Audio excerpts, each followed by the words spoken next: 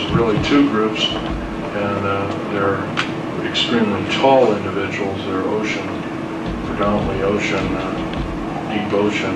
They live in deep oceans, and they basically harvest our minerals, and then they're kind of, you can see, they're always in oceans of below 20,000 feet. They're these two-tiered antennas found, and of course our submarines have found them years and years ago. In fact, during World War II, some submarine warfare and encountered several at very shallow depth. They didn't know whose weapon or whatever they were. Are the aliens our biggest threat, or is our federal government the biggest threat? Both are our major threat at the present time. It's bad enough we have one, well, we have a little two. Does Wolf County, Colorado have an underground base in that area? Colorado has 3 underground bases, one at DIA. I believe what you mentioned, what was it, Weld County is the biggest, one of the biggest counties in the United States. I believe it's in the northeastern section of that county, if I remember right. I'd have to look at a map. I can identify every base on a map. I have the latitudes and longitudes of such bases. And by the way, if I mention that does entail espionage. If I mention all of them, and I cannot do that to the crowd, and I want to keep on talking as much as I can. So that's one thing I promise to do, but I have to break my promise, and I'll tell you that it's wrong to do anything. I encountered something when I was back in case I could look for friends up there. You'll have to speak, otherwise. I visited Minnesota. I was coming back and I decided to take a different route to get off of the interstates and take US Highway 36 across northern Kansas. And about 20 miles from the Colorado border, there was suddenly construction. 36 was completely cut off. And detours went way around, and I didn't do that. I just went down and got on I-70.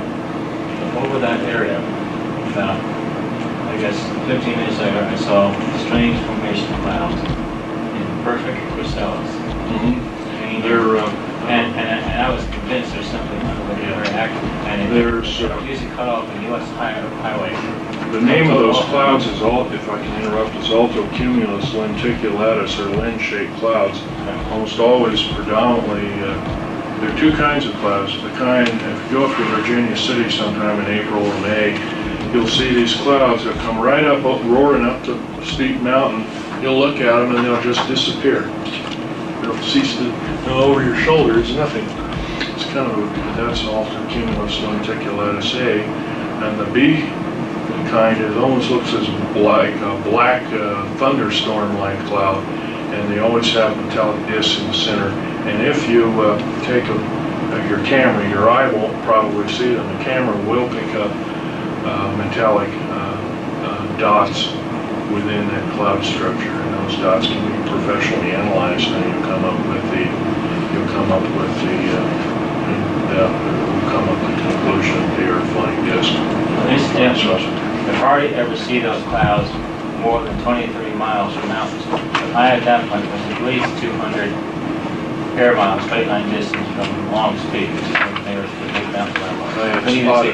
I had spotted such near Portland, Oregon, and took pictures, submitting it to a TV radio station, and TV and radio station, which they've never got on the air. I wonder why. But they're rare clouds. If you ever have a chance to take a picture of them, you should. What causes the clouds? Well, the natural formation, of course, is altocumulus. They're extremely high cumulus cloud formation. Of course, cumulus is a building. It's a big, kind of like a thunderhead or a thundercloud. It's air currents rushing up, and of course, with the altocumulus lens-shaped or cookie-shaped clouds, you have air currents rushing up. Air currents rushing up and air currents rushing down. And what they do is they compress the clouds, and then there's air circulation, generally in a clockwise or counterclockwise measure. I studied weather when I was in high school. That was one of our curriculum, believe it or not. But you've got it right there. It's a man-made one of sorts. Well, yeah, I mean, Similar. the A-bomb is the A-bomb cloud is a lenticulatus. If we're downing one a day in this country, wouldn't it seem logical that there would be more people that would be aware of debris? No, I'll tell you why. As soon as one is downed, they're attacking certain northern tier state Air Force bases, predominantly. If you can get on those bases or stray onto those Air Force bases without getting arrested, good luck. But if one of those craft is down, they seal off the whole area, period. They being the federal government, police and whatnot, Air Force police, whatever, air base or army base or tank base or whatever you got in that area. They seal off the whole area. Anybody caught in there is shot off site or immediately arrested and detained.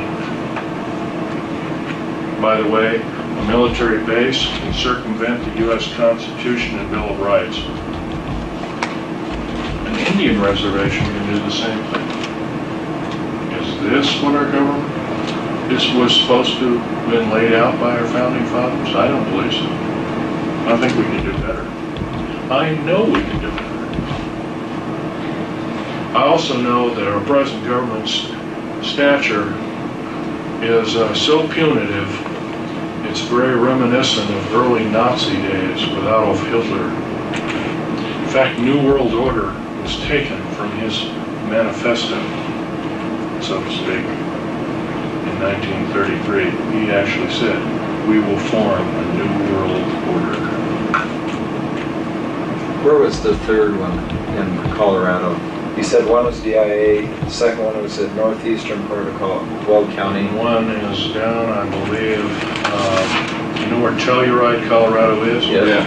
Okay, it's due east of Telluride by about 13 or 14 miles. And you can't miss it because if you take some of the side roads, you'll see vented air shafts coming right out of the rock. That's typical of an underground base. Or if you're traveling along by car, by jet, you'll see a truncated mountain. Remember the truncated mountain? You saw as we were curving around going to Las Vegas and the plane was banking like this. And I said, "Hey Al, look at the deep underground military base." And the cockpit door was open. It says, "Oh God," and what they did is they did this and worked around and just as you got your camera out. Right. I already had a picture of it. And that was, by the way, one of the bases at S4, because it had circled around Area 51, that was one of the bases. So I actually saw it from the air. It's kind of different, for about 30,000. How deep are they? They can run, the deepest deep underground military base is 2.5 miles underground. The Dulce base is 2.5 miles underground. That's pretty close to 13,000 feet. 5,280 feet make a mile. There aren't any temperature or high temperature problems. No, as a matter of fact, in certain sandstones, you actually get a lower temperature involved in ground surface. And water. Water leaches out. Of course, that has to be sealed. Protective sealant, very difficult in some cases. By the way, this ring I'm wearing has a sapphire. When you blow mountains apart, there's sapphires in mountains. I had that professionally cut, where it kind of is a good luck piece. It's a blonde 6-ray star sapphire, American star sapphire. It's been working. Yes. You might add. I had it cut and polished and setting made in Las Vegas. Some of my different days. Yeah. Well, what about when you're just driving along and it seems to be nothing around and you'll see these white pipes coming out of the ground with turbines on the top? Exactly. That's that one? That's one type. There's one of those It's an in air shaft. Denver. I mean, I've seen them along the highways in Denver. It's like industrial or commercial stuff over here, and then all of a sudden you see all these white tubings along the highway. Those are air shafts. Some of them are run very deep. Some of them are run only 400 or 500 feet underground. You don't have to be a military tactician to see that's very vulnerable. Just plug those things up and pump some bad gas down there while it happens. Well, I guess I'm not a tactician and such, so that's kind of moot. Yeah, that's one way of telling. Yes, sir. Are there any of those underground bases in Nebraska or Kansas? In every state, there's at least 2. Do you know where they are in Nebraska? I'd have to look on a map. I couldn't tell you. Probably off it. Beg pardon? Probably off it. Air Force Base. Yeah, probably off it. Maybe it is. That's also where they took some of the alien remains and saucer remains right off the bat. It's off at Air Force. Okay, any more questions? One more question. Do they have an underground base up by Sedona, Arizona? Yes, sir. Actually, we do, and it's a very deep base indeed. In fact, they're going to make it deeper than any other base. They want to take it 4 miles now. What's it called again? Sedona, Arizona. Is that one that's just A north? lot of the, beg pardon? Just northeast of there, or northwest? Yes, just northwest. Well, that's all, folks, and I think I better leave some time for Al Bailey. And I better munch a sandwich before I become an alien. Anyway, thank you. It's been a real pleasure. And I hope you've had some hand-on experience. By the way, there's some little metallic fragments you might be able to pick up. I don't know, they might be alien. Thanks. Thank you.